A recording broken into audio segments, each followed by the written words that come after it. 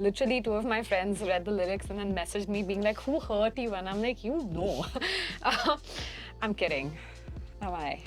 I don't know if I am. But Whoever knows, knows. I mean, for an Indian gal to get appreciation internationally, whether it's from Ed Sheeran's management or from Matthew, how do you view this? I don't realize, I don't celebrate wins. I don't understand it's a win. I don't feel like that. I'm just like, okay, this is great that this happened, but I've set the bar so high for myself that I'm like, okay, this is great, this happened, but like, what's next? I couldn't figure it out, so I put an EP out. I was like, you know what? That's what I don't musicians know. do. If they don't know the answers, they just make an album out of it. Yeah, make 5 songs, call it an EP, put your question on it, and put it out there. All right, Kayan is in studio, and I mean, it's been a while since I saw her. Lots has happened in her career, in her life. Just as well, she came by, though I'm happy to say hi to her anytime she's dropping by. But is love enough? The new EP is out. It's actually out a month. 18th of June is when it released, but because of conflicting schedules, we couldn't have her in studio. And I've been listening to this EP. It's wonderful. Couple of videos also out on the Kayan YouTube channel. You might want to go and sample those videos. Hello, beautiful. How are you? Hi, thank you for having me. I'm so excited to be here again. And yeah. Like I said, lots has happened since we last met, and I think the most notable part that we should start things off, these proceedings off, would be the Ed Sheeran gig in Shillong. You opened for him. There's lots to be said about performing in the Northeast. I love Shillong as a city. The audiences are so vibrant. They understand their music. They will cheer for you. They love you. And of course, you got an opportunity to meet the old man, which is Ed's dad, Ed himself, the family, the management. Talk about that experience. So I've said this a couple of times, but it really feels like this experience for me was like a life-changing event. Thanks to Ed and thanks to our teams and all of that, I was in a position to be there. He had a sold-out show, which means I got to play to 30,000 people in a stadium. It was incredible. It was freezing cold. I love Shillong. The audience is great. They really love music, so they're there, like they're in it when they're over there. I was, of course, super nervous about the whole thing, but we really put in a lot of work to kind of like make it a really fun live experience.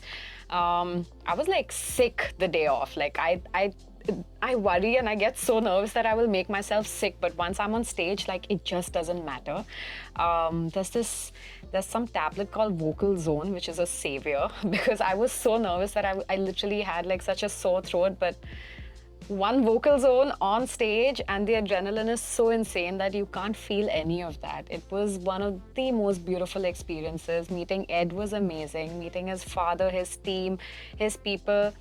It was beautiful. Everyone's so sweet, so humble. You couldn't even imagine. Like you literally, because after the show, I was backstage and they were taking little bites and little videos or whatever. And I could literally hear 30,000 people just sing his songs, like, and I know every single song. Like, you'll go there unassuming, but then every song that this person is playing, you're like, oh my God, that's a super hit, that's a super hit, that's a super hit. It's so inspiring, and what a start to the year for me. It was insane. I'm just grateful. Lovely. And, Matthew Ifield was in studio. I had a wonderful chat with him.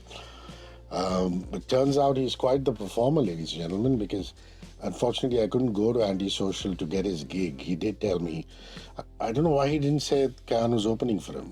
No, I wasn't opening. I guested on one of the songs. On one of the songs with him. So Kayan guested on one of the songs. Maybe I might have changed my mind and gone for that if I know that.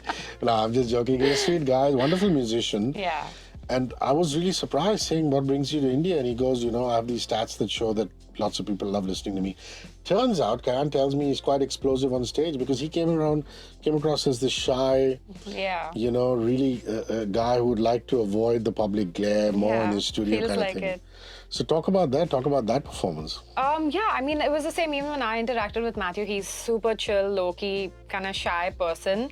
But that's just his thing. Like, he's such a real and honest musician. I don't know how else to put it, because once he was on stage, he just has this kind of subtle charm and this old school charm, I'd say. I mean, it also complements his music and the kind of music he makes. I was so nervous on the day of his show, and I was singing one of his songs and I was practicing it for 3 days non-stop, and I literally went mute when I was on stage. I was like forgetting parts and stuff. Like, it was insane, but he sounds beautiful, and it was really sweet that they kind of made that happen and I could go on stage and just sing. It was a packed show, like, and it was one of his biggest shows, I think, so that's insane. What he didn't tell me was that you were guesting on the gig. What he did tell me was that Anuv and you are his favorite singers. I even tagged you in that reel. I know. And I know you noticed it, which I think is lovely. I mean, for an Indian gal to get appreciation internationally, whether it's from Ed Sheeran's management or from Matthew, how do you view this? I mean, do you just say, touch wood, wow, this is amazing? Or do you have this, I have miles to go before I sleep? You know, this is just the beginning, and I'm ambitious enough and I want more. Where are you at? That's exactly my energy. I don't celebrate wins. I don't understand it's a win. I don't feel like that. I'm just like, okay, this is great that this happened, but I've set the bar so high for myself that I'm like, okay, this is great, this happened, but like, what's next? Like, I have to do that, I have to do this, I have to get this done, like, I have to be here. I'm obviously ridiculously ambitious. Drowning in self-doubt every now and then, as any artist would. Then I wake up and I'm like, nah, I can't give up. Like, this is it. This is where I have to be, and this is what I have to do. So I absorb these little moments that happen as something beautiful. It didn't just happen. I worked towards it. Plus, there's luck, the universe, God, I don't know what on my side that's helping me navigate exactly where I want to go. So it's a mix of all of it. I believe in manifestation, but that means you have to really work towards whatever you want to manifest. You have to live, breathe, and every second of yours has to be that belief that this is it. Like, this is what I want and I'm living it. So that's kind of like how I function. So yeah, it's amazing that all of this has happened, but I need to channel it into where I want to be eventually. Yeah, and you know, in that aspect, I you know, the DJing is important to you. I mean, you don't demean it. You're not any less passionate about it. But I liken you sometimes to those theater actors. You know, I have these few theater actor friends of mine who also produce and direct plays, and they will do parts in OTT shows just to make money that they can funnel into a theater production, because they feel that the stage is just so alive for them when they are performing in front of a live throbbing audience. And DJing, apart from the fact that you enjoy it, has worked that way for you a lot, because That's you know true. the finances help For sure. in pumping money into your releases. I mean, there's so many things that happen. There's studio time to pay for, there's sessions, musicians, not all of them will come free. Music the video, videos. the music videos. Yeah. Everything costs money. And I had said this a really long time ago. I mean, it's not just about the money, but of course, I don't think I would ever be okay just doing one thing. I think I'd go crazy. So if I feel like these are 5 different skills that I have, I'd love to hone them and work with all of them. So today I'm doing live music and I'm DJing also. Honestly, my end goal is to have a massive animal shelter, and just like, I want to just be this person who I can just call someone and I can just take these animals in and I just have this space. And yeah, anyway. That's the end goal for me. So there's so many things that I want to do. Obviously, DJing has put me on the map in so many ways that I wouldn't have even thought. It was just for fun. I just started learning it for fun. I joined a DJ residency that was being hosted by Sand Dunes, a really cool artist, and it took off from there. And of course, it's helped me with my career so much. I love DJing as much as well, but it's time to kind of take that on the next level too. So I'm playing out shows this year, and whoever comes for these shows, I am so happy to see you there on the dance floor, and it's going to be great fun. But we're also working towards something much bigger with the DJing, and it's probably going to take a bit of a backseat towards the end of the year so I can focus on the live music. And in that aspect, the live music, the gigging are also very linked to releasing music. For sure. Because you're not the artist who's going to go there and do, hey, the next 1 hour is cover music, you know? Do you do covers at all? Sometimes you do. I have a few You have covers a on few my covers. set. I Yeah. used to do. I used to play so many cover gigs. Before DJing, I think I used to literally play cover gigs as much as I play my DJ sets now. I used to be in different restaurants, different hotels, different like whatnots, just doing my little 1.5 hour, 2 hour cover sets. I would take pop songs and make them, put them like in an R&B slash jazzy space and cover a lot of these songs. It was time to move on from that because I don't see my act as a cover act. Obviously, I make my own music, and that's what it is for me. So, Also, there's something to be said about this ecosystem you've created, which is, you make money from the DJing side, you pump it into the artist, singer-songwriter side. Because the other way of going about it is big record label comes by, gives you a big offer and says, oh, I will pay for all your music videos, all your fashion, everything that you want to spend on. But you always know that they will extract their pound of flesh. Nothing comes free in this business. nothing else free. I'm not saying you won't do that. Maybe you will sign with a big record label. Yeah. But for right now, I think this is a Maybe good thing. I'm already signing with Maybe a- you already signed. I don't know. But No, not I'm yet. just saying that's another way of approaching it. Yeah. And this is another way of approaching it. And this seems just right for the stage of the artist that you are in right now. Yeah, I think mean, it's that's not good. just DJing, it's several different avenues that you can create for yourself as an artist. You grow your Instagram, I have several brand opportunities. I'm also, sometimes I'll do a brand thing, what do you say, kind of representing them as an artist that I am or for the whole vibe that they see on my page or something. So you gotta hustle, man. It's like a lot of different things. DJing is one thing, sure, and like touch wood and make money off of it. But you gotta hustle, you gotta think of the different things you can do because Who do you go to for Yeah. advice on branding, marketing, avenues to make money? I have peers that I speak to more often than not, but it's always a brainchild of something that I've basically thought of since I was a kid. And I have few close people on my team, certain friends that I know I can bank on. My mom keeps telling me even having 3 people you can trust is a lot of people to count on your fingers. So I'm glad I have a few close ones. All right, let's deep dive into the EP now. It's called Is Love Enough? It's out on all streaming services. You're hearing a fair bit of it on 94.3 Radio 1. It spans 5 songs. Is there an underlying theme? I mean, the term "is love enough" itself is a very, very deep question. And the two of us could sit and discuss that till kingdom come. Yep. Because is love really enough? For some it is. Some turn around and say, oh my God, I can live on love and fresh air. For others it isn't. They say, oh no, there's got to be compatibility, there's got to be friendship, and it's not just about the electricity. Yep. Where do you stand? I couldn't figure it out, so I put an EP out. I was like, you know what? That's what I don't know. musicians do. If they don't know the answers, they just make an album out of it. Yeah, make 5 songs, call it an EP, put your question on it and put it out there. But no, I feel like every year that I grow older, life hits me with like a big lesson that I've learned. And every year I feel like, shit, I grew up a little more. Oh my God, this is, again, I'm a little older now. And it's these intense questions and realizations and just life things that happen as you keep growing older. And last year... You're not worried about growing old, right? I mean, it comes with just wisdom. what it is. I think I grew old when I was like 13 or something, so I'm quite over it. Like I grew old very fast. Since then, I've just been old, so it's fine. Last year, yeah, you're yeah. saying. So last year was a lot of questioning love and wondering what it is, and actually thinking if love is enough. If it's more than that, it's a partnership, it's companionship. Do you feel that electricity every second? Does it happen every day? Do you wake up and feel like, I love this person? Or do you just still stand by? Do you work on it? Like, what the hell? Like, it's not that black and white. It's so much gray. And I used to feel it's so black and white. If my partner does this, then that is the end of it. Or if I do this, I don't stand for it. And everything just changes when you commit to someone or you decide you want to be in something forever, or you question if you are that kind of a person. There's so many things that happen. And all of these questions were in my mind, and they made me write a lot of songs as catharsis. They happened very organically, and it was only natural to then ask the people if you think and what you think of love. The first track's called Denim Jeans. Generations have grown up on denim jeans.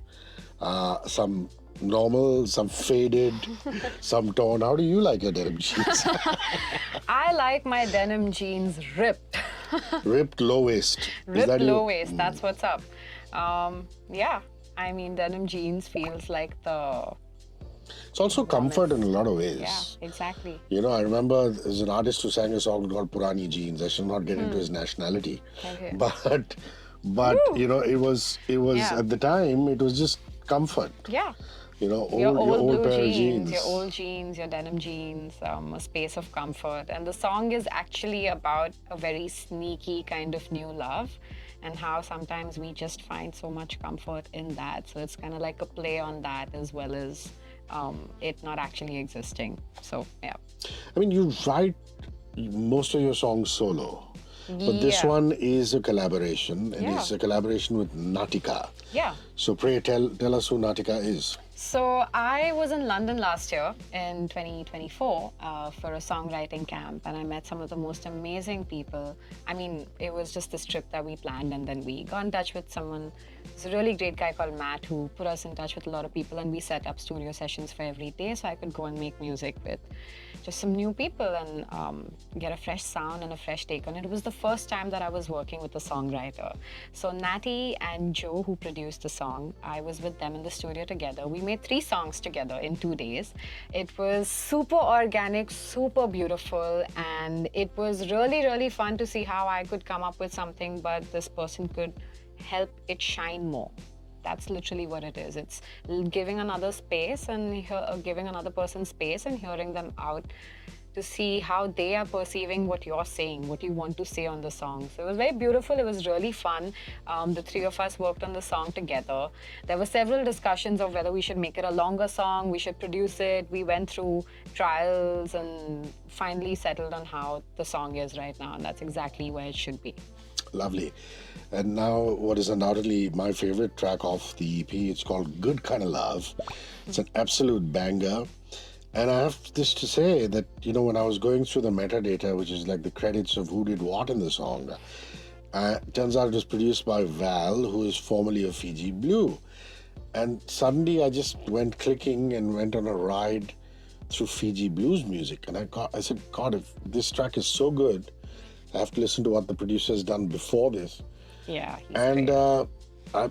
I started loving Fiji Blues music. Yeah. So thank you for putting me So onto a glad new you artist. discovered them. So talk about that. I mean, was it the same camp that you met Val, No, or so was actually, it somewhere else? No, so Val came down to Bombay to work on another artist's album, and it just so happened that we had someone in mutual. The artist is also a friend's friend, like we know each other. And Val had seen my boiler room and also knew I make music, and so he was down to kind of just get in on a session, and we sat together. And what you hear today of Good Kind of Love is what we recorded that day, and that was a year ago, more than a year ago.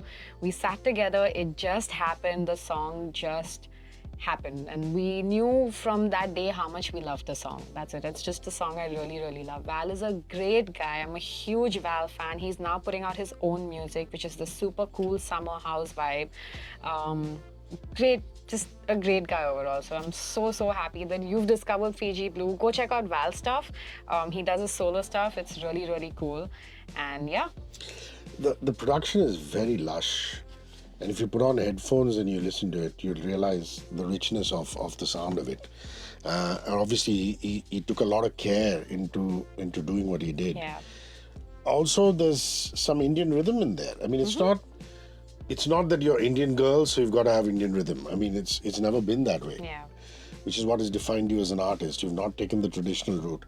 But the fact that you chose to go the Indian rhythm one on this particular track, talk about that.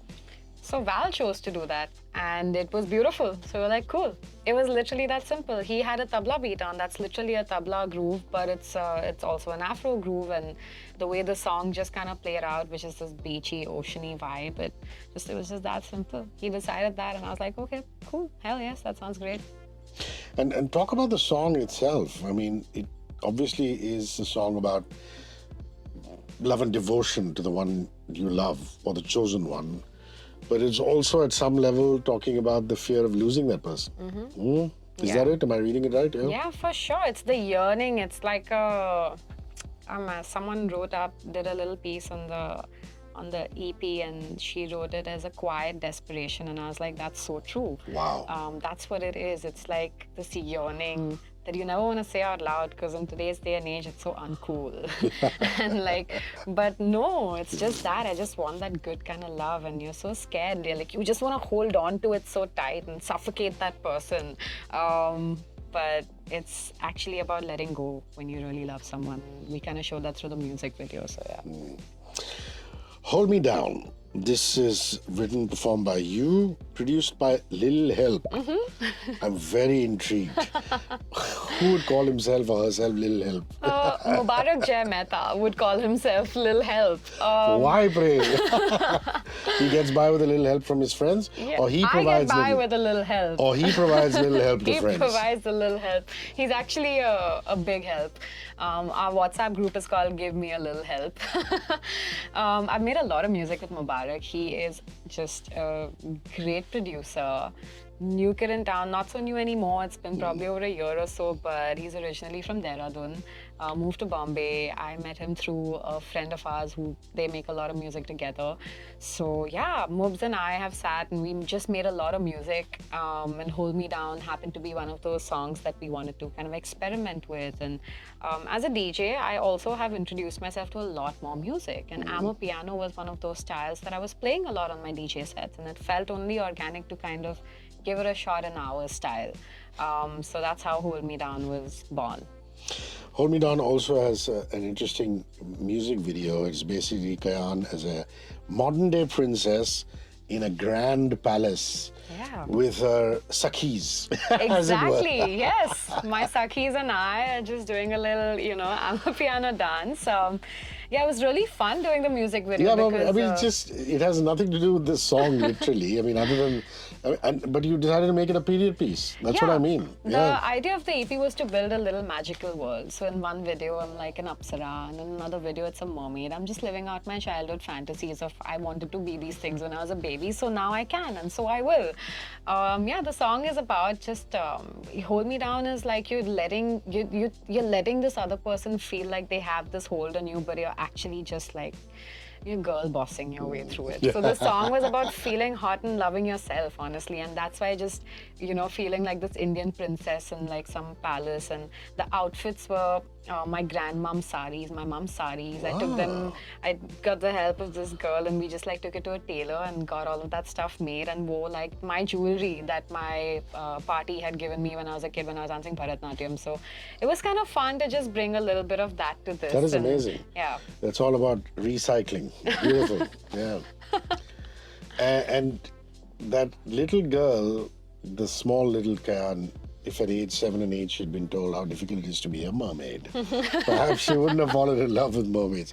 But all little girls have things to do. I mean, I remember my two little ones were watching mermaid series, a series that comes out of Australia. I mean, they were incessantly watching it, and we had to actually cut down screen viewing time, saying, this is just getting out of hand. Yeah. But it is uncomfortable, isn't it? I mean, you can't literally being lowered into a tank or a swimming pool with your feet really tied. Hard. It's way harder than I thought it would be. I was not capacitated in that detail, which I wanted to wear so badly. Even getting it made was such a headache, but I have this incredible girl from Hyderabad who is a seamstress, and she's just brilliant. So literally she made that in another city, and then we were on call, and I was with one dada, and we were figuring out the fittings and all of that. But it was so difficult, but I had to do it, and now it's there forever. So I'm glad. Go check out those two videos. They're on the Kayan YouTube channel. That's Hold Me Down. And of course, Good Kind of Love. The princess one is Hold Me Down, and the mermaid video is Good Kind of Love. And who's the boy in the video? In Good Kind of Love, it is this model we casted, Hitesh, who honestly just came and killed it on set. Like seamlessly just performed and acted like, that was just I his like thing. that he's got this very campus look. It's almost as though he's out of a college canteen and he's just walked onto a video set. He's actually from Rajasthan originally, from a town in Rajasthan. In the little conversation that we had, this fit the bill. Yeah, fit the bill. Totally. So go and check out those songs, audio as well as video. Let's come to Too Long. And Too Long is again her friend, Lil Help. Yeah. Real name, go again. What is his real name? Mubarak. Mubarak. Mubarak ho aapko. And your vocals on this one, they really cut through the song. You know, I like the way he's mixed your vocals with Too Long. Talk to me about the song. Yeah, even the mix was a lot of thinking because it's so production heavy. We don't want the vocals to drown out, but we also don't want to just add vocals unnecessarily because it's production heavy. It was finding that balance of getting the message across. Too Long is that point in the EP when you're done with all this love. You're like, listen, I ain't got time for this. So Too Long was just the birth of that. My most original real me is like, I don't have time for this. So I don't think I love you. Yeah. That's really the refrain. Too many things I want to do. I don't think I love you. And I say it very clearly in the song as it is. So Too Long is that rebellion. Yeah, I mean, you've actually written on the note to the song saying when love turns into disillusionment. Yeah. It's not a great place to be, but sometimes you make peace with it and say that's the way it is. Yeah. All right. And track number 5 is I'm Fine. This really closes the EP. It's a Little Help track. It's written by Kayan, performed by her. Talk to me about this one. Do you lay emphasis on what song should open the EP and what should end it? Yeah. Or do you just say, people might listen to it in isolation in any case? Why should I worry about No, opening and closing? absolutely not. So tell me why it you was chose fully- to open with the song you did and close with the song you did. So I'm Fine after Too Long, which is all like, I don't want this and I don't want to do this and I don't have time for love or like I have too many things to do. You come to I'm Fine, which is like, do you really feel like that? Or do you actually want that warmth and you want that love and you want that person, but you're just saying I'm fine because you're just so hurt.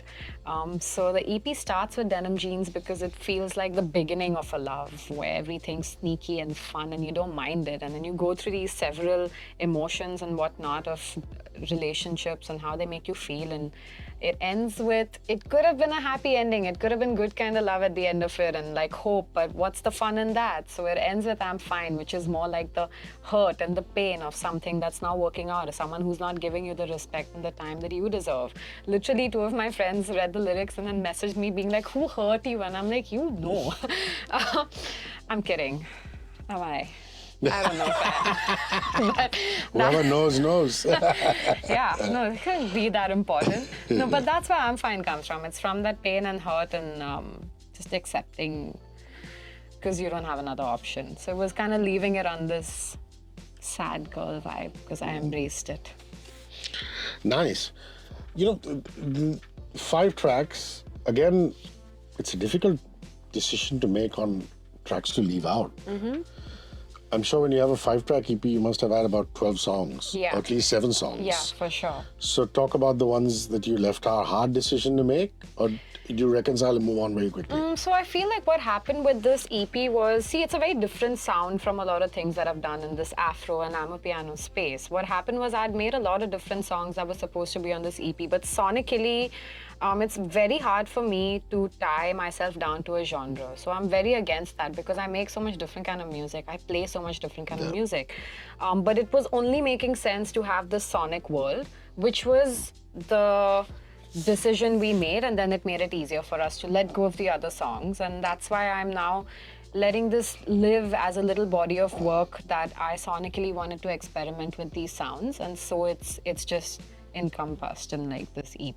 And it's not as though the songs that are left behind will definitely make it to the next EP. If they don't match the sonic vibe of the next EP, they ain't going in there. Yeah, they'll be there maybe someday not. But yeah, I've already started work on the next one, so my head's already there. So yeah.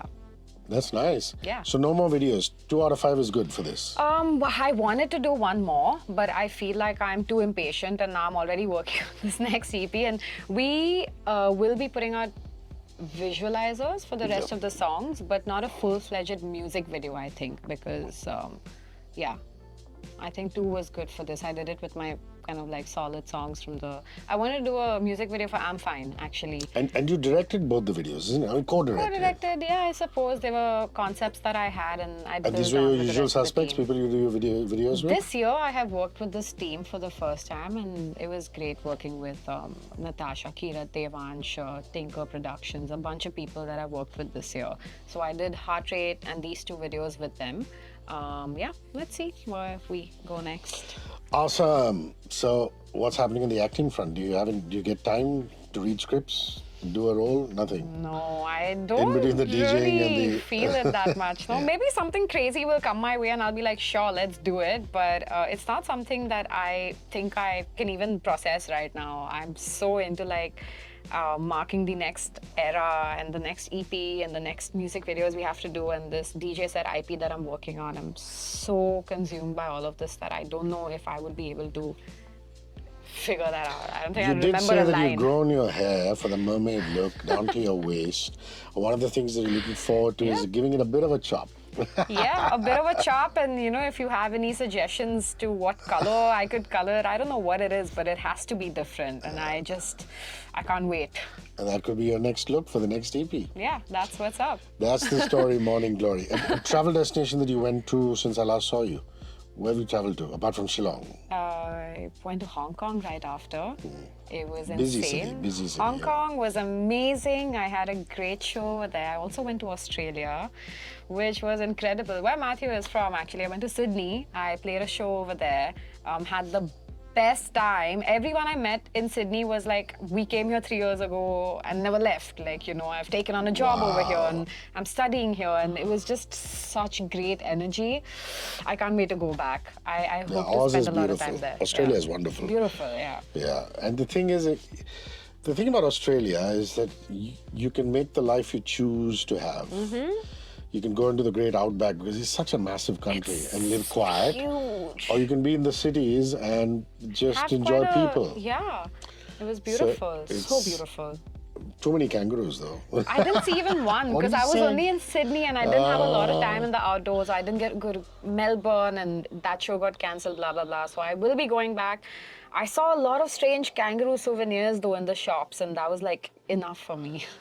But I must forewarn you as an animal lover that it's not going to be very pleasant for you to go driving on highways in Australia. They kick you. No, the thing is that they keep crossing the road. Oh, and then you hit them. And Oh my motorists, God. unfortunately, Yeah. when they're hitting the gas at 110 kilometers per hour I know. on the Great Ocean Road and Oh, stuff, God. they hit them. I'm so sorry. You know, it's unfortunate, yeah, but the Joeys and the Wallabies have a bit of a tough time. But that's just one aspect. It's just a beautiful country. Yeah. Great food and everything. So, yeah, Sydney, yeah, did you go to Bondi? I did everything I could in 3 days. I went to Bondi. I went to the Opera House. I bought Do you souvenirs. see a gig? Unfortunately not. I saw Florence and the Machine. Oh wow, On the that's so steps of the cool. Opera House. It's fantastic. It was so beautiful. I saw like there was like just this little sweet cover band playing songs and they sounded incredible. I spent half an hour just chilling over there drinking an orange juice. I was by myself and just walking around, and honestly you would walk and then there's like a garden over there with a little cove and there's just blue waters and people are spending their Sundays there. It was like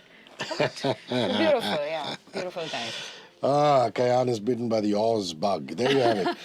Is Love Enough? The EP is out on all streaming sites. You can hear it on 94.3 Radio 1. Please go give it a lot of love. It's 5 songs of sheer bliss by Kayan. Till we meet again. Thank you Big so love. much, Hrishi K. Thank you. 94.3 Radio 1.